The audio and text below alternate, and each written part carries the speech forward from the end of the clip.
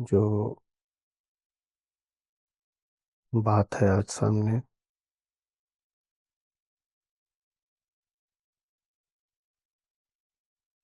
वो जितनी संपूर्ण है उतनी ही बार दोहराई भी जा चुकी है।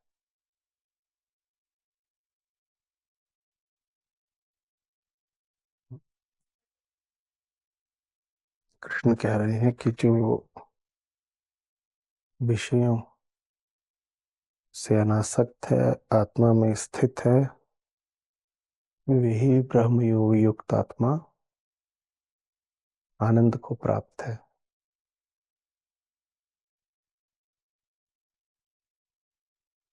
इसके आगे कुछ नहीं है, इसके पीछे कुछ नहीं है।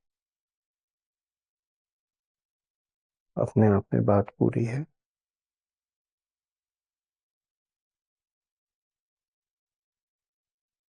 पर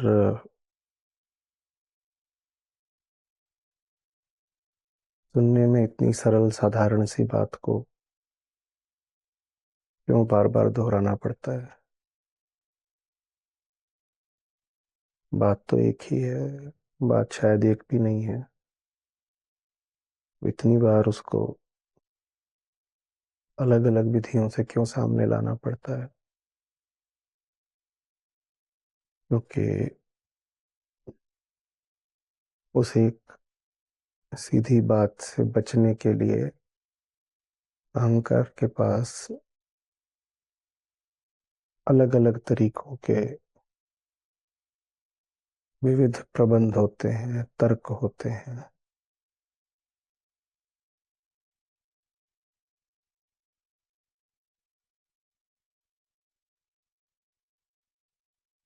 और चलना उसे तर्क पर ही है। तो हर नए किस्म के तर्क के सामने उस बात को एक तर्कोचित रूप लेना पड़ता है।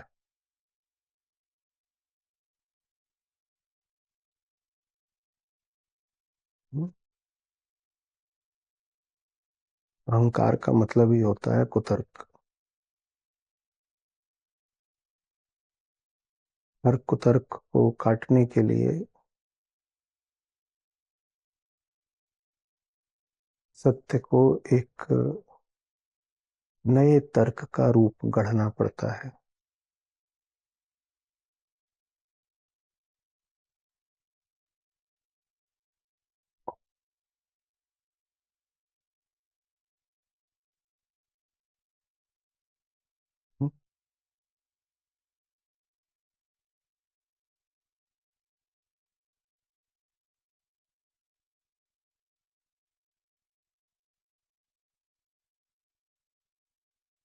इनमें से कोई भी रूप अपने आप में सत्य नहीं होता, लेकिन झूठ को काटने में उपयोगी होता है। सत्य जितने तर्कों का रूप लेता है, या सत्य के पक्ष में जितने भी तर्क दिए जा सकते हैं, उनमें से कोई भी रूप, कोई भी तर्क अपने आप में सत्य नहीं होता,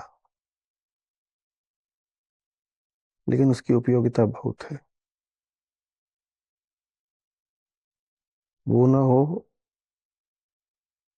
तो झूठ के कुतर्क कटेंगे नहीं।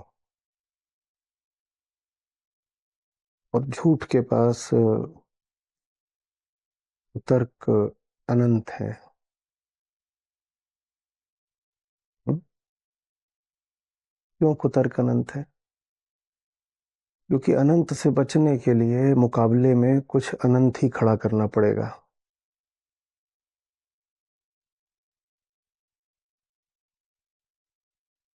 जिसके पास सच का अनंत आनंद नहीं होता,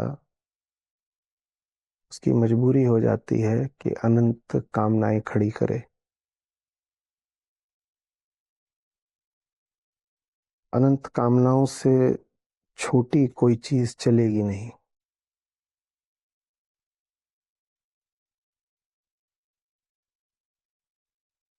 क्योंकि जिसके समक्ष खड़ा होना है, जिसको ठुकराने के लिए खड़ा होना है, वो अनंत है। छोटी सी बात है, पर इससे समझ में आ जाएगा कि इंसान के लिए आखिरी सांस तक भटकना आवश्यक क्यों हो जाता है। कि शरीर का अंत हो जाए पर भटकाव का अंत क्यों नहीं होता। अनंत क्यों है कामना, भटकाव, दोहराव। क्योंकि आप जिससे बचकर भाग रहे हो, आप जिसका विकल्प ढूंढने के लिए भाग रहे हो, वो अनंत है। और अनंत को पीठ दिखाकर भागने में ये बड़ी भारी समस्या हमेशा रहेगी।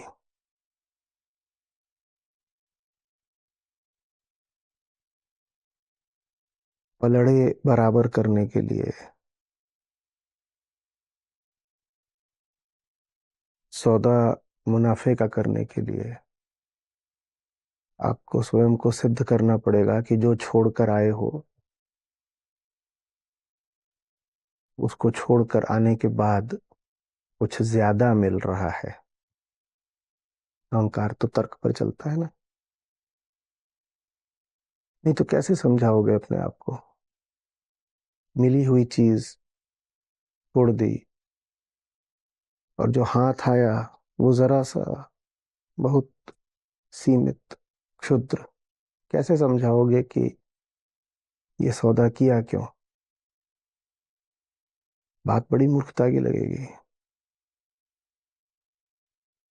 करोड़ों छोड़ करके कोई कहे कि मेरे हाथ 10 20 या 1500 कुछ आया है, तो अपनी ही नजरों में मूर्ख हो जाएगा।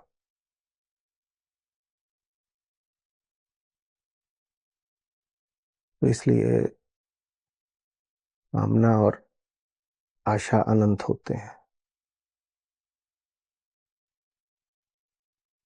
क्योंकि वो अपने आप को अनंत के विकल्प के तौर पर ही तो खड़ा करते हैं ना।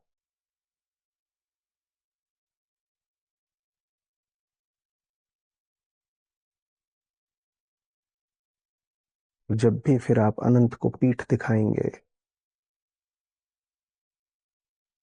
आप पाएंगे कि आपको अनंत कामनाओं को पूरा करने का भार मिल गया है।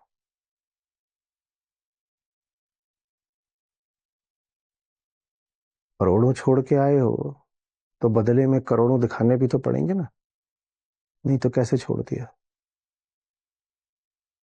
जो छोड़ा है वो वास्तविक था, जिसके लिए छोड़ा है वो कल्पना है बस।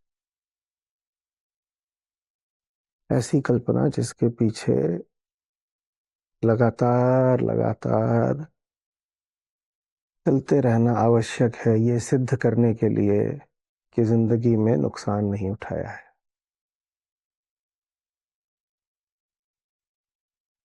हम्म?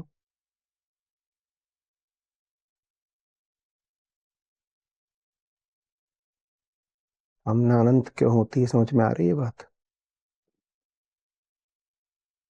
अनंत से नीचे बात बनेगी ही नहीं।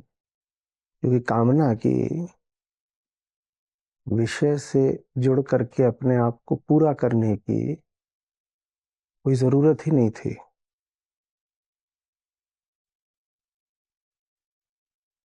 पूर्ण तो थे, और उस पूर्णता को त्यागा। किसके पक्ष में।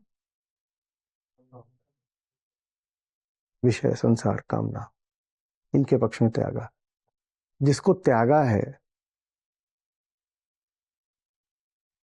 कम से कम उसके मान के बराबर तो हासिल करना पड़ेगा ना, अपने निर्णय को जायज साबित करने के लिए। इतनी बड़ी भारी चीज त्याग आए हो, काहे के लिए? कौड़ियों के लिए? कैसे बेवकूफ जैसे लगोगे? हम्म?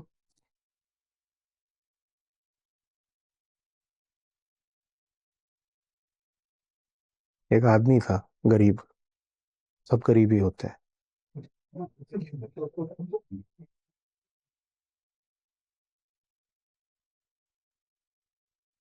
तो उसको सपना आया। सपना ये आया कि राजा का महल है और उसके पास बड़ा पुल है, और उस पुल के नीचे खजाना मिल जाएगा, गरीबी दूर हो जाएगी। बड़ी दूर महल राजा का। वो बेचारा अपनी गरीबी से बड़ा परेशान, वो चल पड़ा तुरंत, लंबी दूर की यात्रा। चलता गया चलता गया, कई दिनों जाने हफ्तों के बाद उसको राजा का महल दिख गया।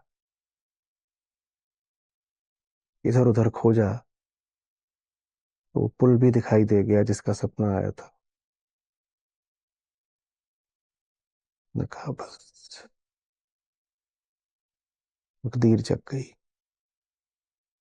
वो गया पुल के नीचे, यहीं कहीं खजाना है, खोदने का इंतजाम करता हूँ। और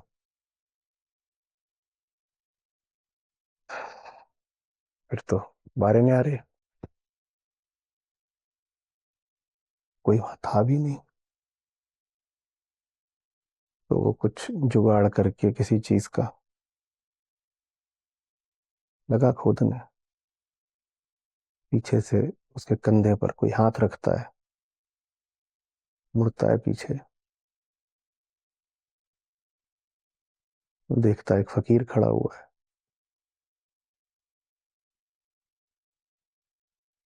हाँ, फकीर है, कुछ मांगने आया होगा। तो उससे बोलता है, बाबा अभी जाओ, अभी हम काम कर रहे हैं। इतने में फकीर, मस्त मजबूत उसके बाजू, उसकी गर्दन पकड़ लेता है। बोलता कुछ नहीं, और धमाधम धमाधम लगता है उसको पीठ में।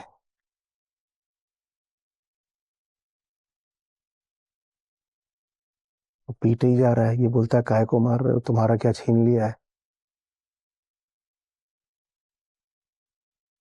शायद तुम हमसे भीख वगैरह मांग रहे थे, हमारे पास कुछ है ही नहीं, हम खुद ही गरीब हैं। ये बोलता जा रहा है और फकीर धुनता जा रहा है। बोले कुछ नहीं, धुन ही जा रहा है, धुन ही जा रहा है। इसने भी कोशिश की कि हाथ में फावड़ा वगैरह है, उससे फकीर को लगाया जाए एक आध। फावड़ा पकड़ लिया, फेंक दिया दूर, और पीटा। निकले, घर छोड़े निकले थे यहाँ से, इतने दिनों तक पैदल चल के आए, अब जब खजाना दिखाई दिया तो ये मुसीबत खड़ी हो गई है। बोलता कुछ नहीं है, बस पीटता है। जब इतना पिट लिया कि बिल्कुल बेसुध होके गिर गया जमीन पर, प्रतिरोध करने की क्या, खड़े होने की भी ताकत नहीं रही। तो फकीर आकर उसकी सिरहाने बैठ गया। बोलता है, अब तो रगड़ दिया अच्छे से, अब तो बता दो क्या है, क्या करने आया था यहाँ? बोलता है, ऐसा ऐसा है, सपना आया था, यहाँ खजाना है। हम्म।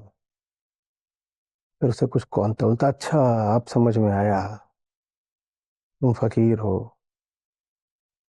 तुम्हें पसंद नहीं है कि कोई लालच करे, इसीलिए मारा ना मुझे, क्योंकि मैं लालच कर रहा था। फकीर एक और लगाता पटाख से। बोलता लालच के लिए भी नहीं मारा,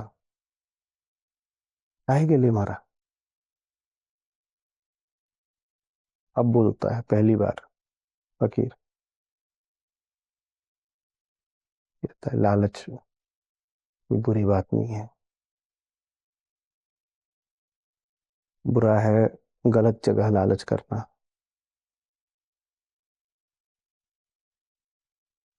तेरा इस पुल के नीचे आकर खजाना खोजना ऐसा ही है जैसे मैं कहूं कि यहाँ से उत्तर पूर्व की ओर 5 दिन चलने के बाद एक छोटा सा गांव आता है जिसमें एक छोटा सा सरोवर है, उसमें एक आदमी रहता है जिसकी छोटी सी झोपड़ी का मुंह उसी तालाब की ओर है, और उस आदमी के घर में एक खजाना गड़ा हुआ है। अगर मैं ऐसी बात कहूँ और पागलों की तरह वैसा कोई गांव ढूंढने लग जाऊं, तो मुझे पिटना चाहिए ना। ये पिटा हुआ पड़ा था, इसके कुछ तार जुड़ने लगे दिमाग में। बोले क्या, किस सपने की बात कर रहे हैं आप, कैसा सपना आपको आए और आप उस सपने पे चल दें तो बड़ा गलत करेंगे। बोले यही सपना, यहाँ से उत्तर पूर्व की ओर एक गांव है। बोला कैसा है वो गांव आपके सपने का। तो उसने उस गांव के बारे में कुछ बताना शुरू किया। जैसे जैसे उस गांव के बारे में बता रहा है, ये पिटे हुए आदमी, ये बचे खुचे होश भी फाख्ता होते जा रहे हैं। बोले अच्छा ऐसा गांव है। बोले उसमें तालाब है। हाँ तालाब है। बोले और क्या है। बोले कुछ नहीं, तालाब के किनारे सुबह सुबह बतखें हैं, वो चलती हैं, खूब आवाजें करती हैं। अच्छा। बोले किसी गरीब आदमी की झोपड़ी की बात कर रहे थे। बोले हाँ, 3 झोपड़ियां हैं उस तालाब की दक्षिण तरफ, उसमें से बीच वाले झोपड़ी में जो रहता है, सोचो मुझे सपना आए कि उस बीच वाली झोपड़ी में ही खजाना गड़ा हुआ है और मैं यहाँ रहता हूँ पुल के नीचे। मैं ये सब छोड़ छाड़ करके उस खजाने को पाने चल दूं तो मेरा पिटना तो जायज होगा ना, मुझे पिटना ही चाहिए। जो लेटा हुआ है इसको समझ में ना आए कि हंसे कि रोएं, कि फकीर के पांव पकड़ लें या वहां से उठ के भाग लें। क्यों? क्योंकि फकीर जिस गांव की बात कर रहा है वो तो बिल्कुल इसके अपने गांव जैसा है। वही तालाब, वही बतखें, वही दक्षिण दिशा, वही छोटी झोपड़ी, वही झोपड़ी का तालाब की ओर मुंह। ऐसे करके बिल्कुल हैरत में फकीर की ओर देखता है। फकीर एक आखिरी चपत उसके गाल पे लगाता है। इस बार जैसे दंड देने के लिए नहीं, स्नेह में उठ के चला जाता है। ये आदमी किसी तरह अपनी बची खुची ताकत समेटता है, गिरता पड़ता अपने घर पहुंचता है, अपने घर में खुदाई करता है।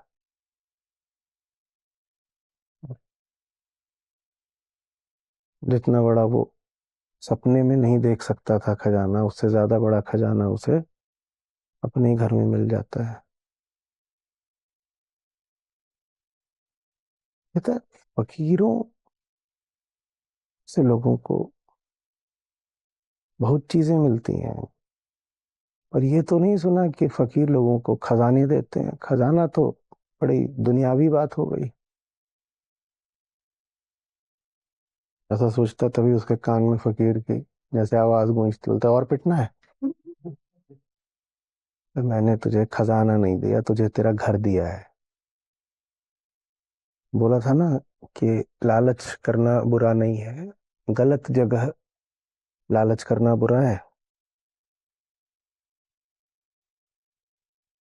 वो पिटा इसलिए क्योंकि जो चीज सिर्फ तेरे घर में हो सकती है, उसको तू पता नहीं कहाँ जा करके किस राजा के महल के पास किस पुल के नीचे तलाश रहा था।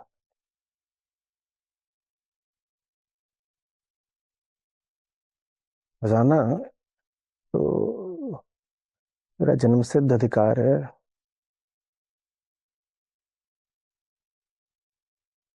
लेकिन गलत जगह खजाने को खोजना माने खजाने को खोना। खोना और कुछ नहीं है, गलत जगह खोजने को ही खोना कहते हैं।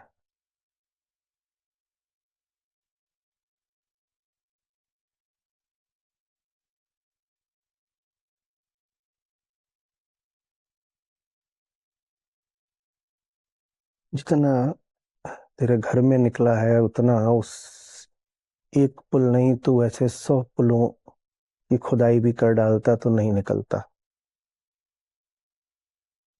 खोजता ही रह जाता।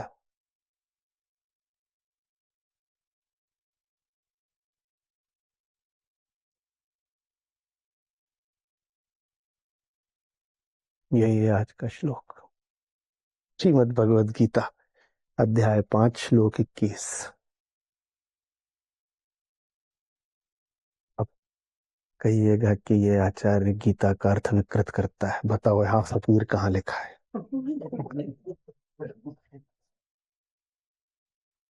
जो मिलेगा आपको वो अपनी वर्तमान स्थिति को समझकर ही मिलेगा। घर को खोदना माने अपने ही भीतर गहराई से प्रवेश करना। खोदना, गहराई।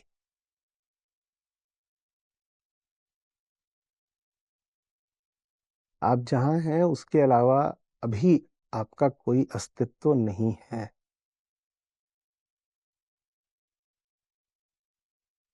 फर्क नहीं पड़ता अभी आप सुख में हैं दुख में हैं, आपके अनुभव क्या है। आप अपने को अच्छा मान रहे हैं बुरा मान रहे हैं, भाग्यशाली मान रहे हैं भागा मान रहे हैं, कोई फर्क नहीं पड़ता।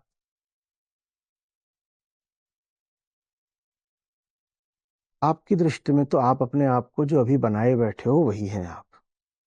व्यर्थ है आपसे ये कहना कि कुछ और हो, आत्मा हो, ब्रह्म हो। क्या होता? आत्मा और ब्रह्म जैसे शब्द भी पढ़ने तो अहंकार के ही कानों में है ना, और उस पर जो भी पड़ता है वो अहंकार ही हो जाता है।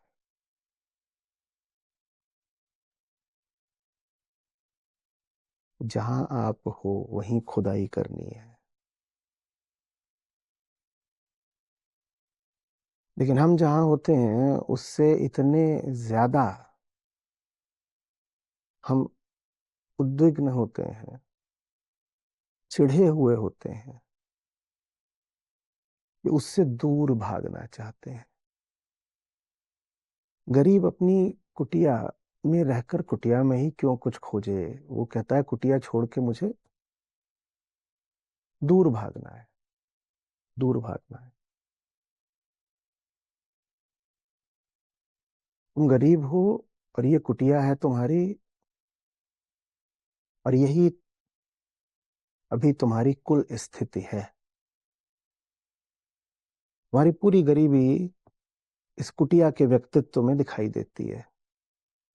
कुटिया गरीब है, तुम गरीब हो। गरीब गरीब को छोड़ करके भाग कहाँ रहा है। कुटिया की गरीबी कुछ और है ही नहीं। कुटिया में रहने वाले की गरीबी की अभिव्यक्ति मात्र है ना। जो रह रहा है, जो उसकी स्थिति होती है वैसा ही उसका घर होता है।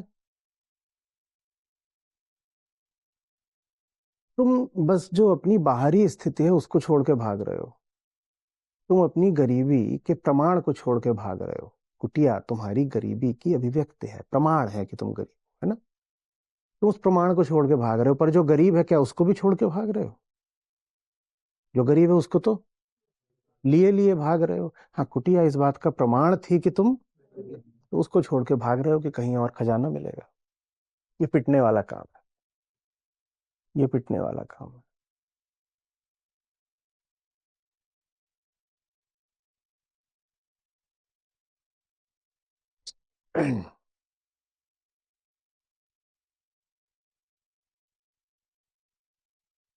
जहां हो वहीं रुककर समझना पड़ेगा कि क्या हो। और जिसने ये समझ लिया कि वो क्या है, दूर जाने की उसकी आवश्यकता ही खत्म हो जाती है। और जितनी गहराई होती है आपकी अपने प्रति नासमझी में, उतनी ही तीव्रता होती है आपकी दूर जाने की कामना में।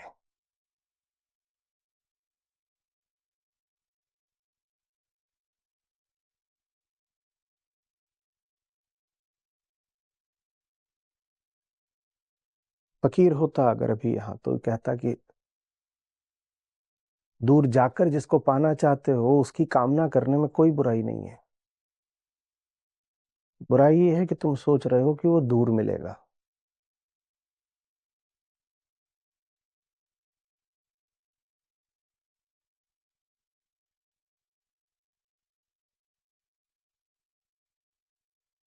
आप अपनी हस्ती को लेकर के कहीं भी चले जाएंगे, आप तो आप ही रहेंगे ना। कुटिया महल बन जाएगी, रहने वाला तो गरीब ही रहेगा ना। अंग्रेजी में कहते हैं डोंट शूट द मैसेंजर। जो झोपड़ी है वो बस दूत है, सूचक है। किसकी? तुम्हारी गरीबी की। तुम गरीब हो इसलिए तुम्हारी झोपड़ी ऐसी है। झोपड़ी से चिढ़ करके क्या मिलेगा? झोपड़ी तो एक तरह का डैशबोर्ड है। वो बता रही है कि तुम्हारी हालत क्या है। उससे दूर भाग के क्या मिलेगा?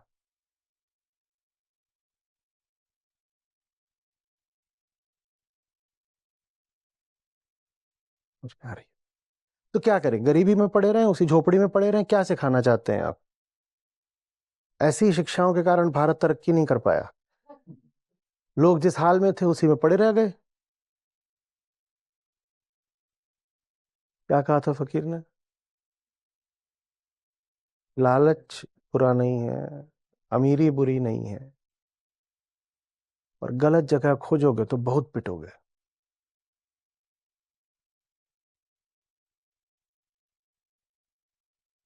और गलत जगह खोजने की, हम कह रहे हैं, तीव्रता उतनी ही सघन होती है जितना अपने प्रति अज्ञान। कर्मकर्ता का, दृग दृश्य का सारा विवेक यहीं पर लागू हो जाता है।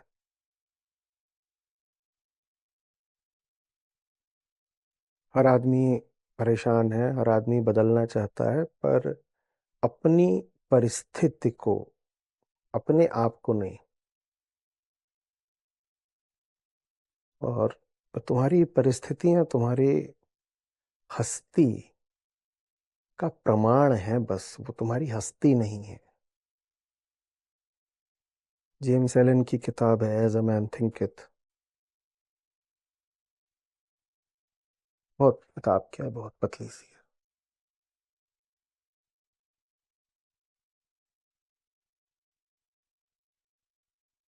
में वो कहते हैं कि आपकी जो बाहरी हालत है वो यूं ही नहीं है।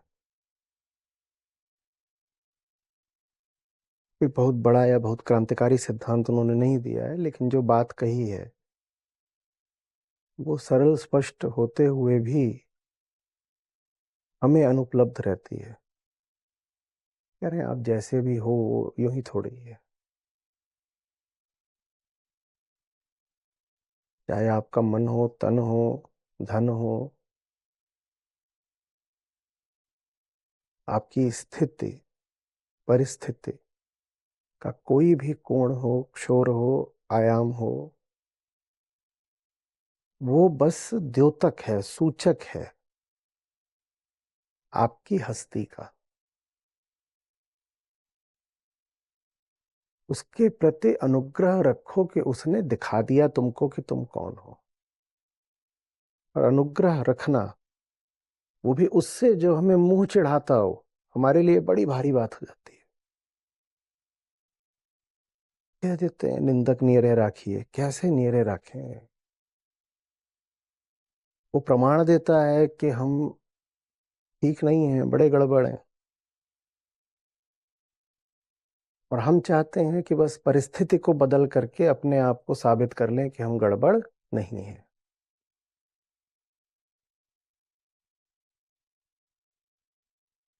जैसे किसी आदमी को बीमारी लगी है, उसका वजन गिरता जा रहा है, वो 35 किलो का हो गया है, वो मोटे मोटे कपड़े पहन रहा है, भारी जैकेट पहन रहा है,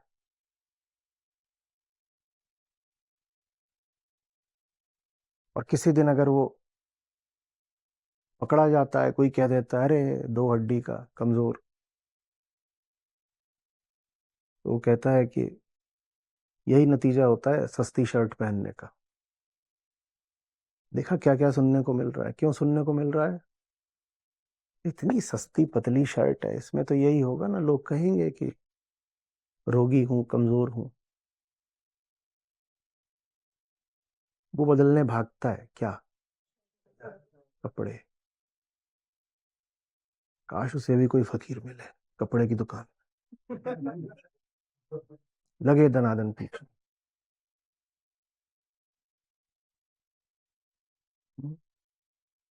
यही बोले कि तुम जो खोज रहे हो, वो खोज गलत नहीं है।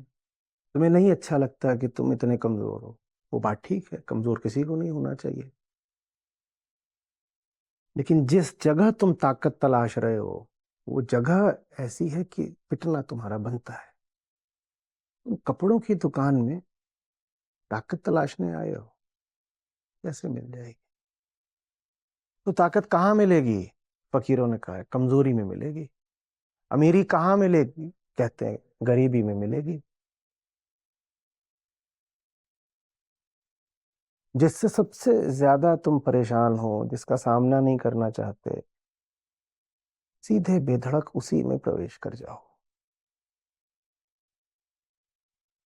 जिस झोपड़े को, गरीबी के जिस सबूत को रोज आग लगाने का मन करता है, एक पल को उससे बाहर मत निकलो, खोद डालो, पूछो क्या है इस झोपड़ी की नींव में, क्या है इसकी बुनियाद में, जिसके कारण गरीबी का ये स्मारक खड़ा हुआ है।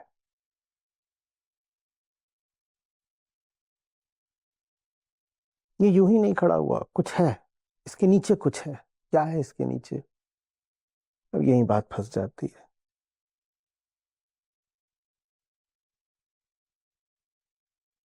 अमीर होने के लिए अपनी गरीबी से आंखें चार करनी पड़ती हैं, मजबूत होने के लिए अपनी कमजोरी से आंखें चार करनी पड़ती हैं।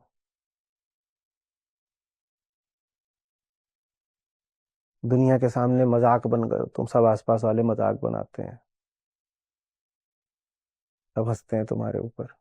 एक तरीका ये है कि या तो ये लोग ही गलत है, एक तरीका ये है कि कह दो कि ये लोग ही गलत हैं, दूसरे लोग चाहिए, छोड़ के जा रहा हूँ, कहीं और जा रहा हूँ, दूसरे लोगों के सामने नई शुरुआत करूंगा, वो हंसेंगे नहीं मेरे ऊपर। दूसरा तरीका है, पूछो अपने आप से मेरे ऊपर क्यों हंसते हैं, और अगर मैं वैसा ही हूँ जैसा हूं, तो मैं कहीं भी चला जाऊं तो आज नहीं तो कल चुटकुला तो बनूंगा ही। पर जब कोई हंस रहा हो तुम्हारे ऊपर, उस समय उसकी ओर न देख के अपनी ओर देखना बड़ा मुश्किल पड़ता है। इसी मुश्किल का नाम अध्यात्म है।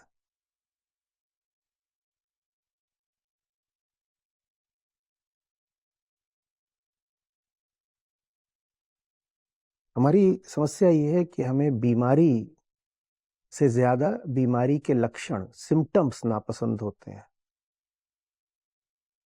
और वो साधारण दुनिया में चल भी जाता है। आपको कोई बीमारी हो गई है जिसका कोई सिम्टम होता ही नहीं, तो आपसे डॉक्टर भी कहेगा काहे के लिए आए हो, जाओ मौज करो, होगी बीमारी।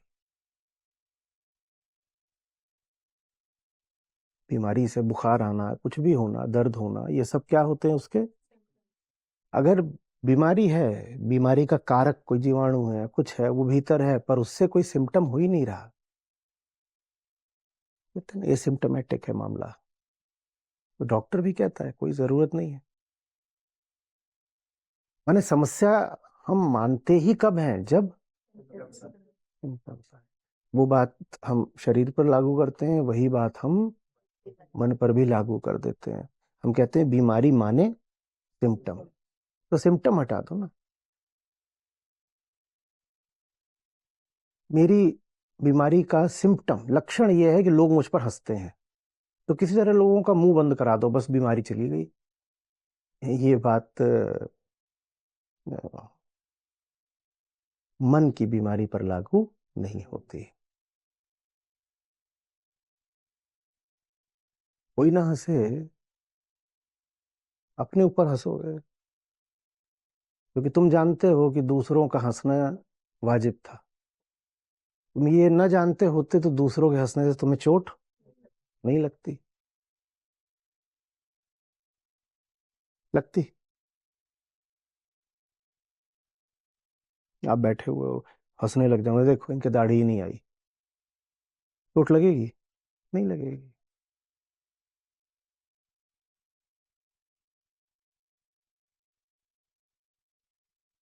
बहुत और उन्हें लग जाएगी, और उन्हें बुराई लगेगा किसी ने मुझे ऐसा बोल दिया। दूसरे या परिस्थितियां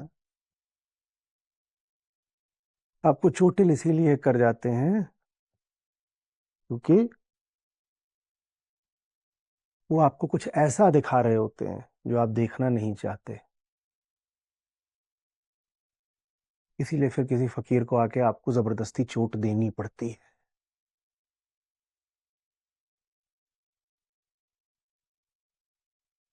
हमारा बस चले तो हम कह दें चोट नहीं लग रही ना, इतना पर्याप्त है, इसका मतलब हमें कोई बीमारी है ही नहीं, दर्द नहीं हो रहा, मैंने बीमारी नहीं है।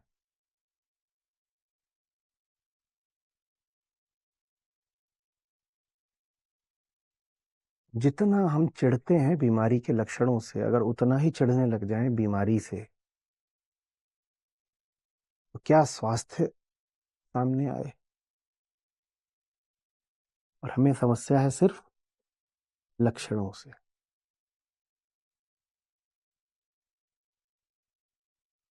और जानने वालों ने, ज्ञानियों ने कहा है, उन्हीं लक्षणों के पास जाओ, उन्हें गौर से देखो, न डरो न चिढ़ो।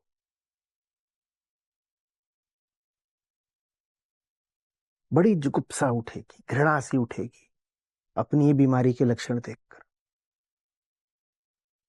तो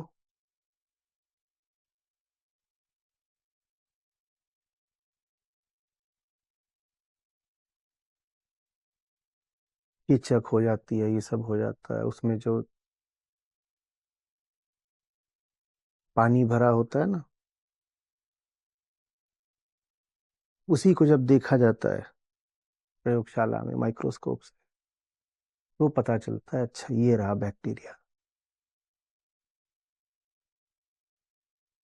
दूसरा तरीका ये है कि बहुत सारा यहाँ पर मेकअप लगा लो कि दिखाई न दे, यहाँ दाना है, यहाँ दाना है। दूसरा व्यक्ति कहता है दाना है ना, इसी के भीतर इलाज है। ये जो बहुत गंदा दिख रहा है, जिसने पूरे चेहरे को घेर लिया है, इसी के भीतर इलाज है। और इलाज जो मिला है वो उसी के भीतर ही मिला है, उससे भाग कर नहीं मिला है।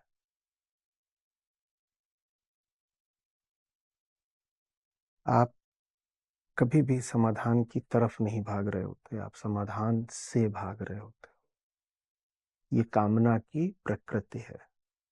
वो कहती है जिधर को जा रही हूं उधर संतुष्टि है। कामना की पीठ होती है हमेशा संतुष्टि की ओर। कामना किससे उठती है? अहंकार की अपूर्णता से। तो कामना की पीठ हमेशा किसकी ओर होती है? अपूर्णता की ओर। और पूर्णता कहाँ मिलनी है? अपूर्णता के दिल में मिलनी है। और कामना तो अपूर्णता से घबरा के दूर भागती है कि वहां विषय है, उसकी ओर जाऊंगी, उसको पालूंगी तो उसमें आ रही बात है। कोई यहाँ ऐसा शब्द नहीं है जिससे आप पहले ही परिचित नहीं है। आत्मा में आनंद को प्राप्त होना, ब्रह्म योग युक्त आत्मा। ब्रह्म योग युक्त आत्मा काव्यात्मक सी अभिव्यक्ति है। वेदांत का मूल सिद्धांत है कि आत्मा और ब्रह्म एक है, एक है। वो अहंकार जो आत्मस्थ हो गया, आत्मस्थ होने के साथ ही ब्रह्मस्थ हो गया। हम्म, गया नहीं। नई बस पिटाई है जो हो नहीं पा रही है। क्या इंतजाम किया जाए?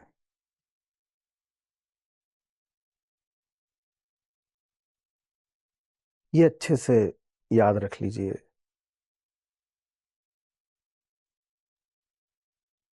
जिस चीज को आप जितनी तीव्रता से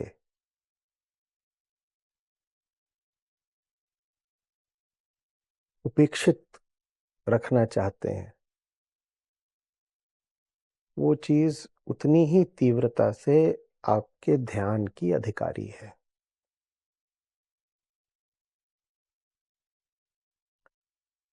आप जिधर को देख रहे हैं वो तो जगह व्यर्थ है ही, और आप जिधर को देख रहे हैं उससे बिल्कुल विपरीत देखें तो वो जगह दिख जाएगी जहां आपको ध्यान देना चाहिए। हम्म? जिस विषय की ओर आप भाग रहे हैं उस विषय की ये उपयोगिता है। अपने आप में वो होगा व्यर्थ, पर उससे बिल्कुल पलट कर देखो 180 डिग्री, तो वो जगह मिल जाएगी जहां कुछ सार्थकता है। क्योंकि आप यूं ही किधर को नहीं भाग रहे होते हैं। सबसे पहले आप कहीं से घबरा कर भाग रहे होते हैं। जिधर को जा रहे हो उससे बिल्कुल उल्टा पलट कर देखोगे तो वो जगह दिखाई देगी जहां से घबरा कर भाग रहे हो। जो चाहिए वो वहां नहीं है जहां को जा रहे हो, जो चाहिए वो वहां है जहां से जा रहे हो।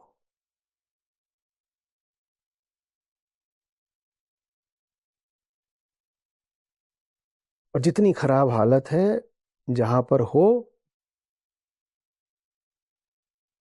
उतनी ही कम इच्छा बनेगी उस जगह को गौर से देखने की।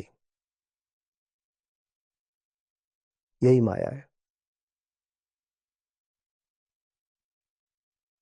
जिस बात को देखने की आपको सबसे ज्यादा जरूरत होगी, उस बात को ही देखने की आपकी सबसे कम इच्छा होगी।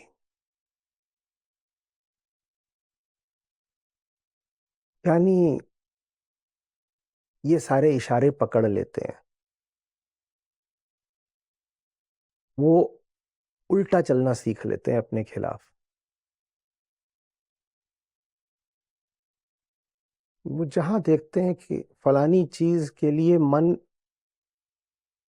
बिल्कुल विरोध कर रहा है, वो वहीं पर बैठ जाते हैं हंसते हुए। कहते हैं चोर यहीं से भागना चाहता है, यहीं पकड़ूंगा उसको।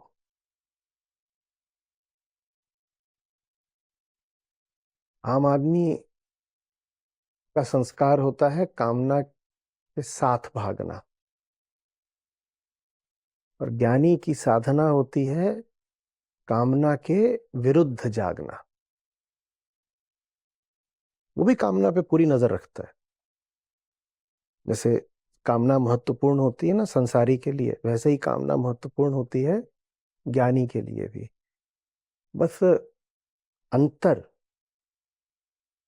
दोनों के उत्तर में होता है। कामना आती है तो संसारी कहता है बढ़िया भली चीज आ गई, उसकी तरफ भागना है। और ज्ञानी भी धन्यवाद देता है, कहता है चलो आई तो सही। कहता है ये आ गई, अब देखें कि किससे दूर खींच रही है ये मुझको।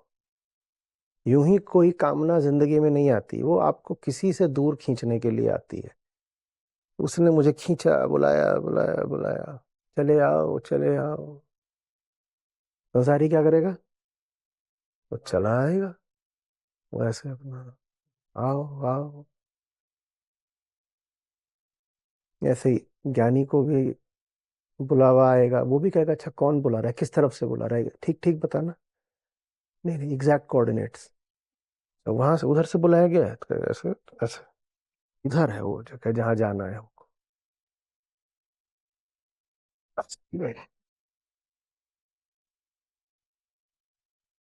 क्या रही बात है।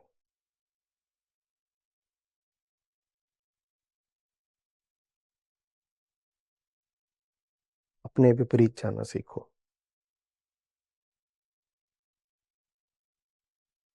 जो अपने साथ चले उसका नाम जानवर होता है। जानवर की पहचान ही यही है कि वो दिन में 5-7 बार ऐसे बोलता है, हाँ करूंगा, मेरा मन है, मेरी मर्जी, नहीं मेरे हिसाब से तो, पर मुझे तो यही सही लगता है। ये सब पशुता की निशानियां हैं।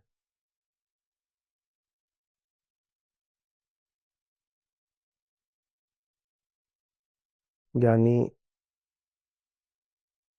अपने से उल्टा चलता है।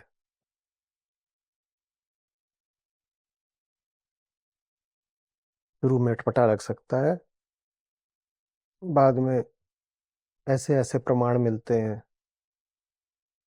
कि अभ्यास और गहरा हो जाता है।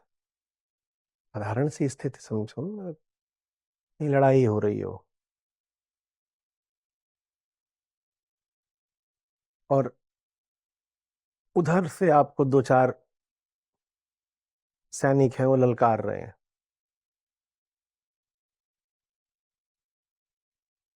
तो जो समर नीति होती है, युद्ध कला, ये तो उसमें बड़ी मामूली बात है कि आपको उधर बुलाया जा रहा है कुछ देने के लिए नहीं, आपसे कुछ लेने के लिए। शायद आपको होना वहां नहीं, वहां चाहिए।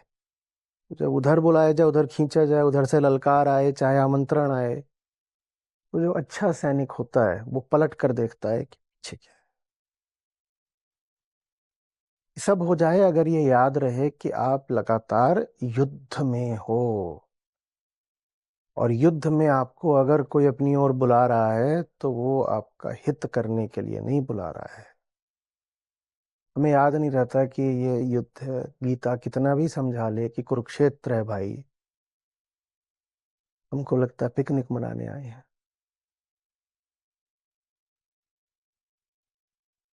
याद ही नहीं रह जाता कि यहाँ लड़ने आए हैं। बहुत ऐसे उनको बोलो कि ये लड़ने की जगह है, तुम लड़ने के लिए पैदा हुए हो। कृष्ण उनके हैं जो स्वयं से युद्ध। तो कहते हैं कैसी हर समय हिंसा की बातें करते रहते हो, हम तो यहाँ प्यार के लिए आए हैं। आए हो शायद प्यार की खातिर, उसी प्यार की खातिर लड़ना सीखो। दुनिया ऐसी नहीं है कि जहाँ बैठे बिठाए मिल जाएगा प्यार, उसी के लिए खुद से लड़ना पड़ता है। तो ये कहिए ना खुद से लड़ना पड़ता है, ये क्यों कह रहे हैं कि वहां सैनिक है बुला रहे हैं ललकार रहे हैं और वहां पे दुश्मन है वो। ओके, ऋषि अष्टावक्र ने बताया है कि ये सारी दुनिया जो है तुम्हारा ही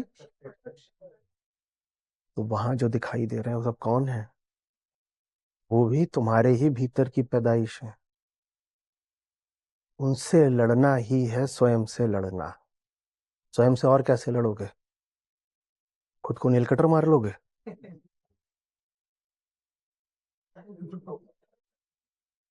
नहीं, कईयों की शूरता की सीमा इतनी ही होती है, बहुत बोलो कि ये स्वयं से युद्ध करना है तो सेफ्टी पिन मार ली, नेल कटर मार लिया।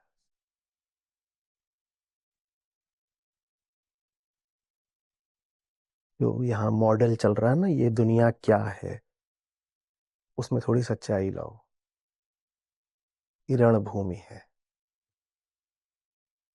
ये रास भूमि नहीं है।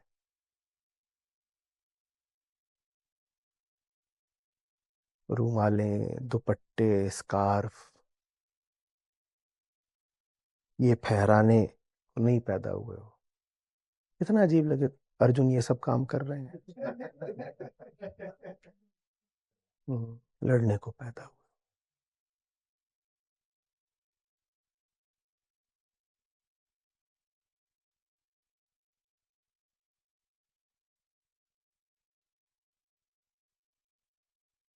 गढ़ है तुम्हारा पीछे, जो तुम्हारी सबसे कीमती चीज हो सकती है वो उसके अंदर है, और तुम्हें बार बार दूर खींचा जाता है। होता है ना, बहुत बार जब राजा को मारना होता है तो सब जो टुकड़ियां उसकी सुरक्षा में होती हैं उनको एक एक करके दूर खींच दिया जाता है। वो सब जब दूर हो जाती हैं तो राजा अकेला पड़ जाता है, तो जिधर को खींचा जा रहा है उससे ठीक विपरीत, ठीक विपरीत। अच्छा नहीं लगेगा, पर कठोपनिषद ने क्या बोला है? प्रिय अनुभवों में कोई अच्छाई होती भी नहीं है। और जो तुम्हें खींच रहा है वो कोई मूर्ख तो है नहीं, उसे अच्छे से पता है कि खिंचोगे नहीं अगर तुमको लाल गुलाबी रोशनियां और तितलियां ना दिखाई जाएं, जैसे बच्चे छोटे, तो वही सब दिखा दिखा के खींचा जाए। और उधर को देखने की बहुत आदत हो जाए, सब रंगीन रंगीन रंगीन नजारे, तो पीछे को मुड़ के देखो तो अंधेरा और घना लगता है, और नहीं मन करता पीछे की ओर जाने का, है ना। किसी जगह बड़ी जबरदस्त पार्टी चल रही हो, बहुत रात में, एक फार्म हाउस है, अकेला खड़ा हुआ, वहां पर पार्टी चल रही है, पार्टी भी पार्टी, खूब सजा बजा है, जबरदस्त है, ऐसी रोशनियां, ऐसी रोशनी जैसे दिवाली। आप उसको देखते रहिए ऐसे 10 मिनट 20 मिनट, और फिर पीछे मुड़ के देखिए कैसा लगेगा। बहुत बुरा लगेगा। ये लगने लगाने के खेल से बाज आओ, अच्छा लगे कि बुरा लगे। अगर अंधेरा भी अपना है तो रहना तो अपने के पास ही है। होंगी बड़ी झिलमिलाती रोशनियां, हमारी नहीं है तो नहीं है। और एक बार ये स्वीकार कर लिया कि अगर अपना है अंधेरा भी तो उसके प्रति भी अनुग्रह है, तो फिर उसी अंधेरे से ज्ञानी कहते हैं कि अनंत प्रकाश फूटता है। और उसके लिए पहले अपने अंधेरों के पास जाना पड़ेगा। अपने अंधेरों से घबरा के पराई रोशनी की ओर जो जाते हैं वो लात ही लात खाते हैं। रोशनियां क्या है? धोखा देने के लिए, कि तुम्हें लगता रहे कि अंधेरा नहीं है। है, अगर अंधेरा है तो ये रोशनियां तो सिर्फ धोखा है ना, और ज्यादा बुरी हो जाती है मेरे लिए ये। न सिर्फ ये पराई है, बल्कि मुझे मेरी सच्चाई से दूर कर रही है।